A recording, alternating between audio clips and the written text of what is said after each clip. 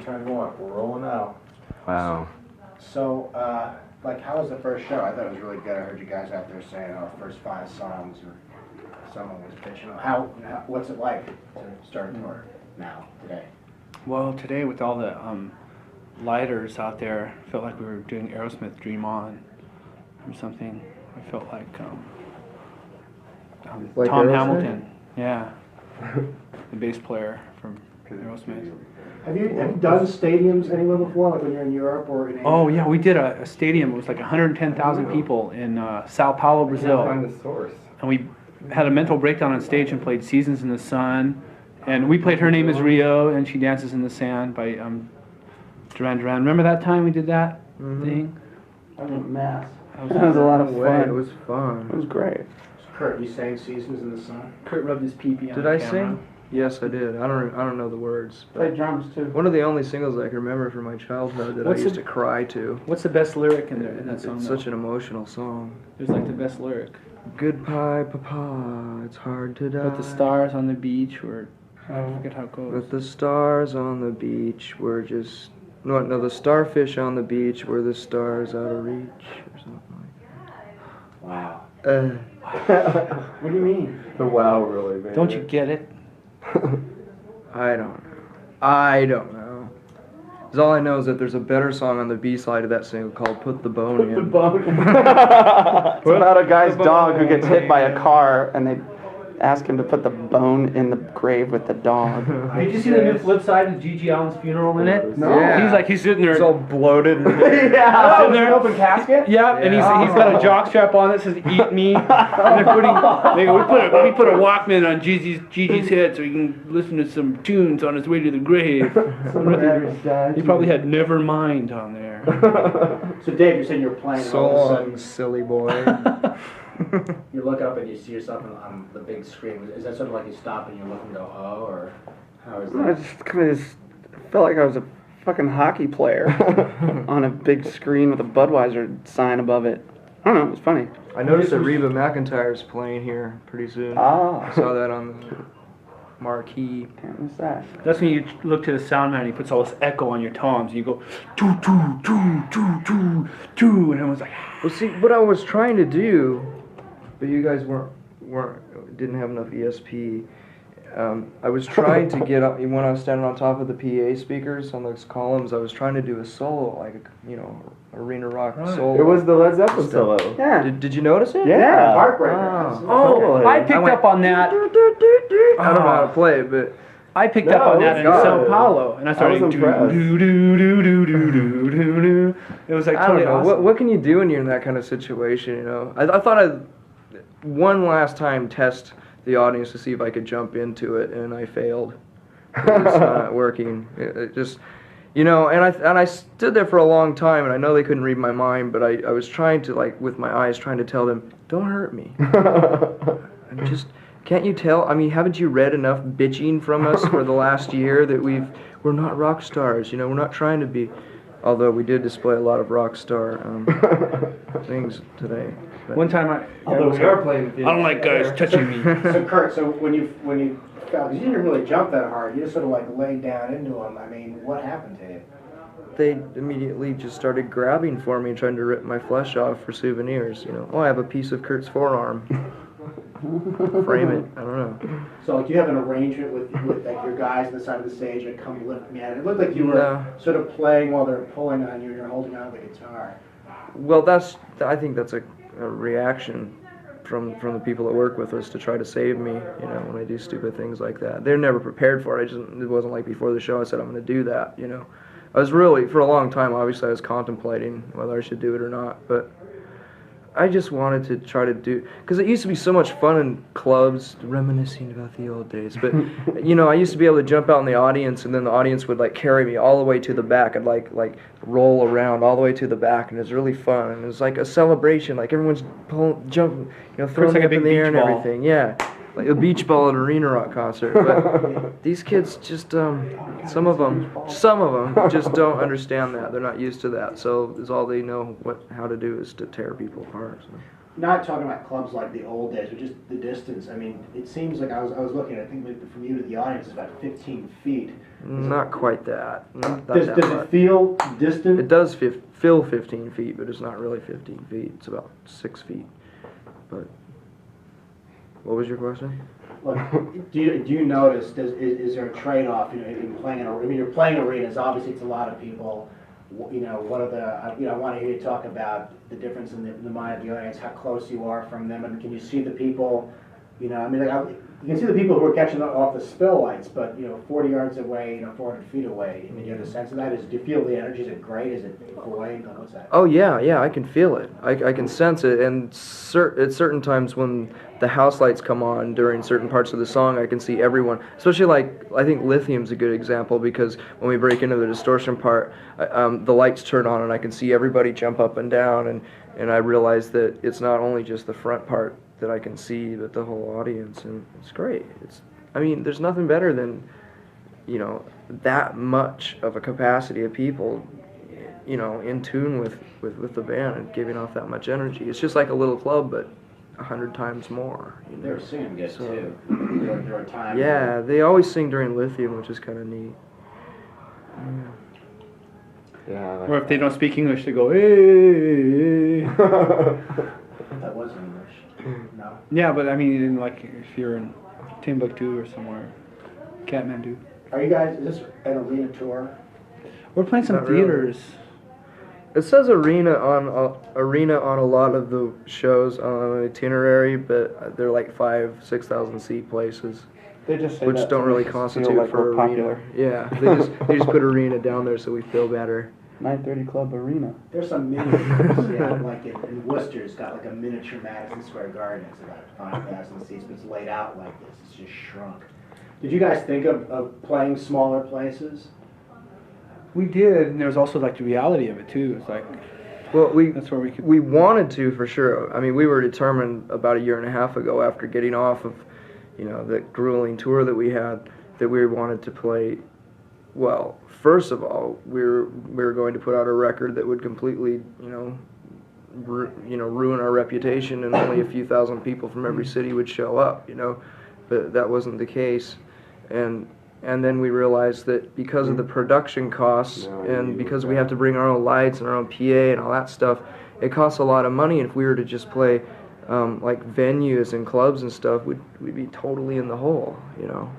We're not nearly as rich as everyone thinks we are, so you have to try to play as big a place as you can if you're using this kind of production. I mean, we actually have we have a couple mannequins on stage, which is nothing compared to a big inflatable monster, you know, or an Eddie from Iron Maiden, but...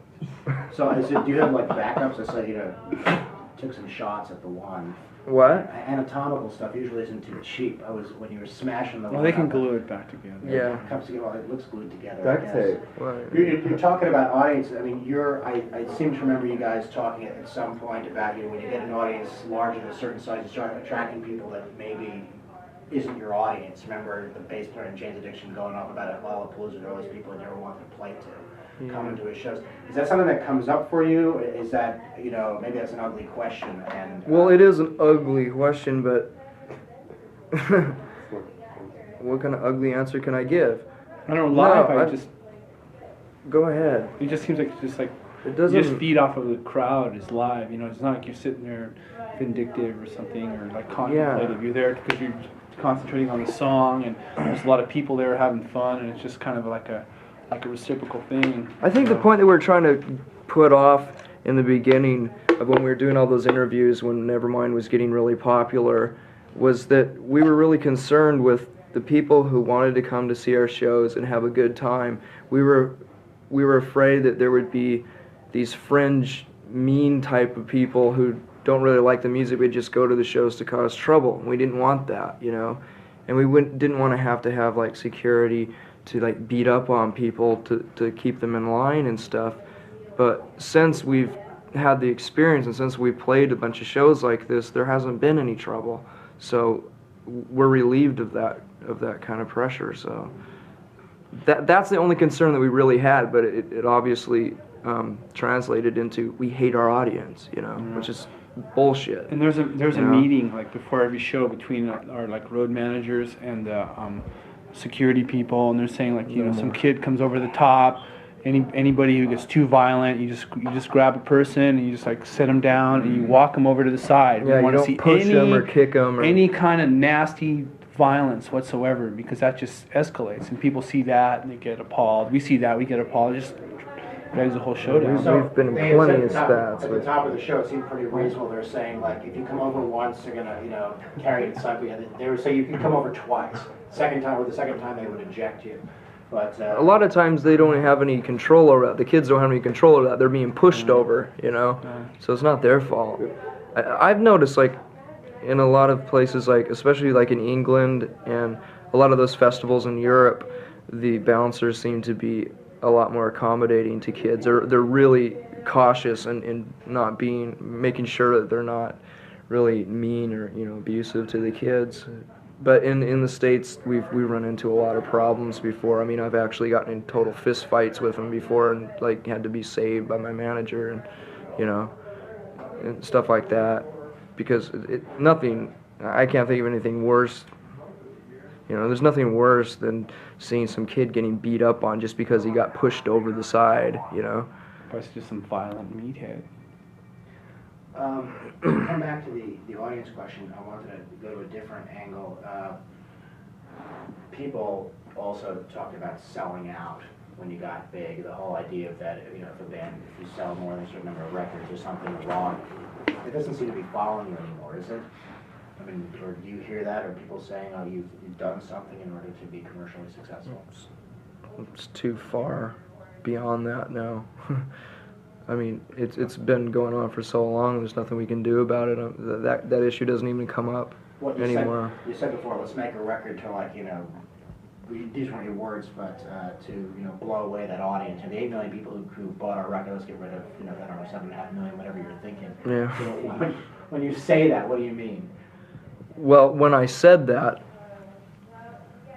like I said, the main reason was to make sure that we could have a good time at live shows, you know, and we just weren't comfortable with it at the time, you know, and now that it's been proven to us that there aren't any problems at shows, then it doesn't matter, you know. Obviously, the people are behaving themselves. Maybe the message got across to them somehow. Maybe all that bitching and complaining that we did may have worked a little bit, you know.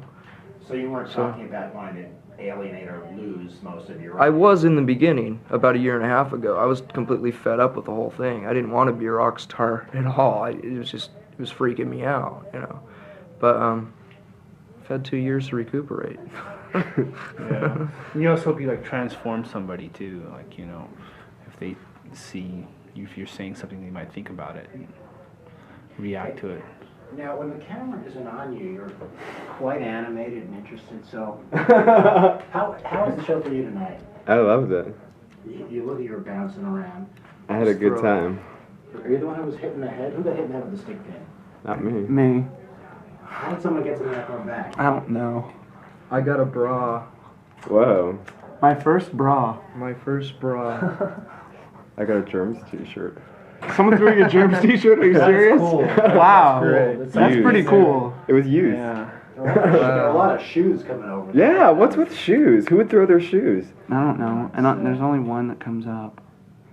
I know what. They go home with hopping.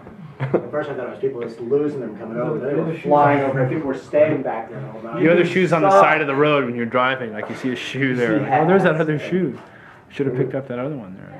This covers me for questions I want to ask about the tour. There's some other things I'd like to try and see if they're not too taxing or stuff. Is there stuff about the tour, this show, that you think we should talk about that we haven't? What do we talk about? Nicotine addiction. Nicotine addiction. So I mean, Slave to the tobacco more industry. plush on the road. I mean, are you staying like in nice hotels? Do you like that? Would you rather be sleeping in a van? I mean, is that experience? Oh yeah, we wouldn't rather be sleeping in a van. I mean, we've done that We've done that for enough. years. Enough, yeah. I mean, if we were still doing it, you know, fine, we'd still be doing it. But we've made a point to sleep on the bus as much as possible because buses are kind of expensive. So we're not staying in hotels as much as we would normally, or a lot of other bands would. So. Get one of these full decked out tour buses. Oh yeah, yeah, one of those typical. With an airbrush mural on the side. Well, you guys don't. There's nothing on the side of your bus. No, smoking bus. I remember, you know, Smoking bus. I remember a few years ago, you know, when we were lugging around our own equipment in a van, you know, like 5 people cooped up in a van with our own equipment.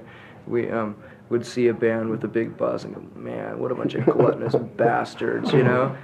You know, what a waste. Those things must cost hundreds of thousands of dollars a day, you know? I went pissed on somebody's air vent one time, this one band. I won't mention who they were. I go, look at these rock stars. And I sit there and I pissed on it, like, ah.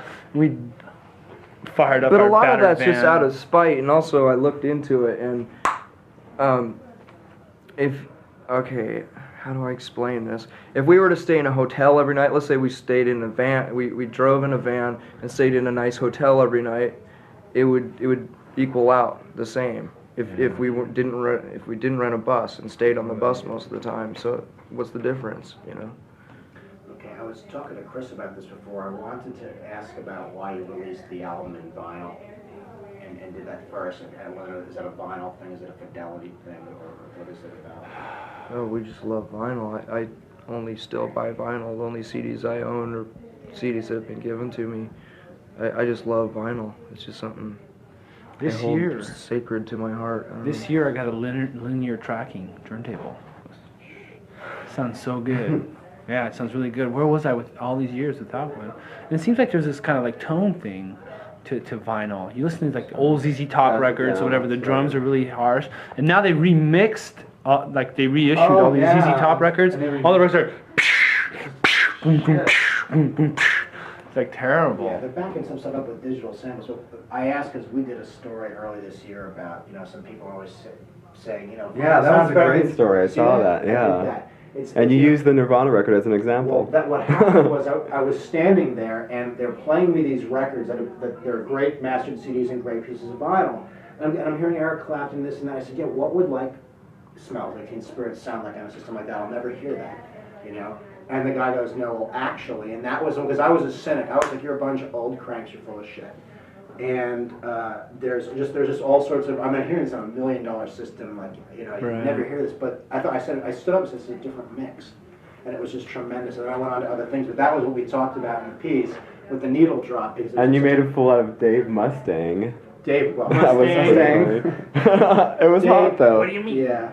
He like said his whole Fury thing. speech, and then afterwards that you They basically knocked said, a lot of it. "What an idiot." I gave him a chance. I actually contacted him and said, you know, we did this thing. We had to do it before and after. So for the full, he just gonna take a swing at me. But there's like a technical reason why digital still doesn't sound as good. It could sound better than vinyl, but it doesn't. Right. And it's not gonna. Okay. One hit left. Incesticide. Well, I'm also like a Shun and Knife person. I do the Shun and Knife piece every year, and you guys have supported Shun and Knife. You've been seeing t-shirts. You talked about them in the liner notes on Incesticide. And just for the next time I do a piece on them, I'd love to get a bite from you guys about like why they're great, why people should pay attention to them if you're still fans. Oh God, how do you explain something as pure as that?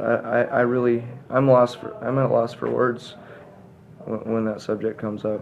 When did you first hear them? A long time ago, when their first cassette came out on K Records. Maybe. There's just something, you know, when we took them on tour with us in England, it was weird because obviously probably 90% of the whole audience had never heard of them before, and instantly they were just taken in by them. They're almost crying, you know. You could just see everyone just like completely fucking amazed by them, you know. And it's just, I don't know what it is. It's just something that you can't explain. It's something that's really, really sincere and good. That blah blah blah blah. You can't put it in words. They're just really, really good. They're gonna come through in the fall to the States. We're trying to grab them again, but every time they do anything, we put them on. Okay, now we're gonna start getting one more serious question. Two sillies.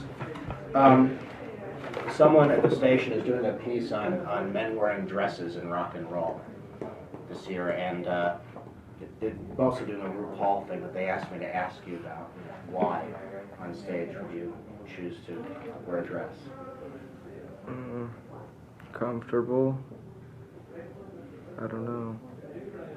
I don't know. Just Rolling Stones wore dresses. it's nothing. Yeah, it's nothing new. It's been going on for years and years and years, and I don't understand why it's such an issue still. But it seems like when bands do it now, even when we do it, it's so exhausted. You know, I don't know. I personally like to wear dresses, and I wear them around the house sometimes. So whatever. The one dress I own, girl Courtney gave to me 10 Really? years ago. Well, she didn't give it to me. She left it at my house. She has I good kept taste in it. dresses. Excellent. Norma Kamali. Looks so good on me. I don't know. I guess it's just I think a lot of bands do it just to show their support of femininity. The female gender, and I did it the first time when we played with the Chili Peppers and Pearl Jam when we went on that tour with them. Because at that time I was at the height of like freaking out about playing big places, and I was certain, I was convinced that a lot of people out there in the audience were a lot of macho people that would freak out over it, so I thought it might create a little bit of controversy, but I don't know if it did or not. Two last questions. One, what was I told? I was told. That's a heavy question. This is yeah. What do you mean? The second question is Frank Sinatra. I'll ask the second question first. We're having Frank Sinatra on the show, and we're asking people if they know who he is, care who he is, Wow. think he matters. Any Frank Sinatra? You know what I like about Frank Sinatra? It was like back in the 50s when Sammy Davis Jr. would show up at a hotel with like what were they called? The Rat Pack. The Rat Pack, and then the hotel people would be prejudiced against Sammy Davis Jr. and Frank Sinatra, the big boss man, would walk up there and say, "Hey, listen, Sammy stays here." And they'd be like, "Okay, Mr. Sinatra." So I always respected that about him. They didn't want to get their heads blown off or something. I've never heard of him. I only like Harry Connick Jr. Yeah. Well, see, yeah. Well, you see, what else about Frank Sinatra that was good? Sammy Davis Jr. Did he do Shirley MacLaine? Okay. In another life. In another. I have 60 seconds. Okay, two quick questions. One, the heart-shaped box video, Christ imagery and things, was that your idea, director's idea? I'm seeing a thumb. Don't want to ask me about it. Just What's some images. your interpretation? Just some images I've had in my mind for years. It's a kind of a way of expressing our views on prejudice, And I don't know. I just thought it was a bunch of neat images. Okay. I don't know. That's fine. I really don't know. Actually, we had this African American woman called up our management and was really concerned about it. She didn't understand. She said, first of all, she started off the call with like saying, I consider myself one of the only African American Nirvana fans. I think of myself as one of the only real true Nirvana fans, and I'm really disturbed about this. I don't know what they're trying to mean, and what they're saying. And our manager had to like go on this big spiel about no, don't worry about it. It's pro. Hey, there's an African American lives on my block. His name is Mike Mweezy or something like Really? that, and he's from Nigeria. Easy, that sounds He's real, from yeah. Nigeria. He's a genuine African American. Here, by From last- Africa. Yeah, he's from Africa. Well, then he's an African. He's an African. He's an African. He's an African American. He's I my- thought the paper question was. Are you bored, Alex? Question: Are you and Eddie Vedder friends now? Have you always been friends? What's up with We you, never Eddie? had a fight ever. I've always hated their band. But it's not like you're friends or anything. No, well, I mean, I can consider him a person that I really like. I mean, we've had a few conversations on the phone. I really like him. I think he's a really nice person. He's come over to my Yeah. house a few times. And Good he's time. doesn't take exception that you don't like his band.